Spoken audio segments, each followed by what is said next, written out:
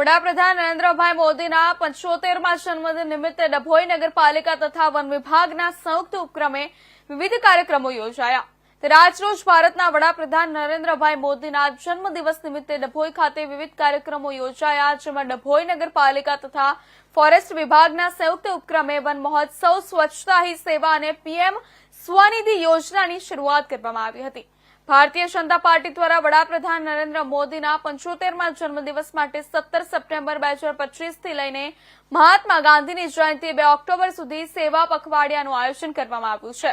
આ 15 દિવસના અભિયાન દરમિયાન દેશભરમાં સામાજિક, સાંસ્કૃતિક અને જનકલ્યાણને લગતા વિવિધ કાર્યક્રમો યોજાશે, જે અંતર્ગત ડભોઈ નગરપાલિકા તથા વન વિભાગ દ્વારા કાર્યક્રમો યોજવામાં આવ્યા હતા। વન વિભાગ દ્વારા તાલુકા કક્ષાનો વન મહોત્સવ તથા નગરપાલિકા દ્વારા સ્વચ્છતા હી સેવા કાર્યક્રમની શરૂઆત કરવામાં આવી હતી, જ્યાં હાજર સૌએ સ્વચ્છતાના શપથ લીધા હતા। સાથે જ ધારાસભ્ય દ્વારા વૃક્ષ વાવી કાર્યક્રમની શરૂઆત કરી હતી।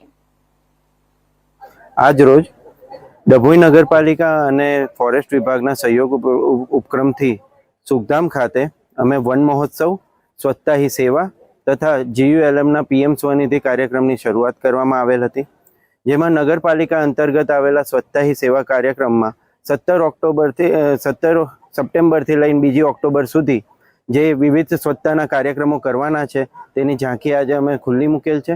17 સપ્ટેમ્બર આપણા માનનીય વડાપ્રધાન શ્રી નરેન્દ્રભાઈ મોદીનો જન્મદિવસ।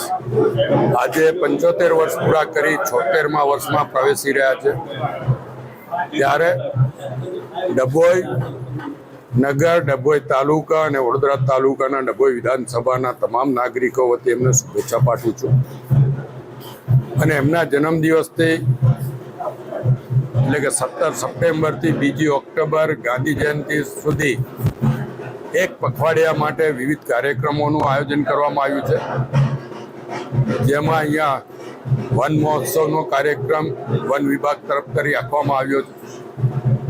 સાથે જ નગરપાલિકા દ્વારા સેવાઈ સ્વચ્છતા, સ્વચ્છોત્સવ એટલે સ્વચ્છતા જે મોદી સાહેબને પણ સ્વચ્છતા પ્રિય અને ગાંધીજીને પણ સ્વચ્છતા પ્રિય હતી, એ બંનેના જન્મદિવસને અનુલક્ષીને 15 દિવસ માટે સ્વચ્છતાનું પણ આયોજન કરવામાં આવ્યું છે।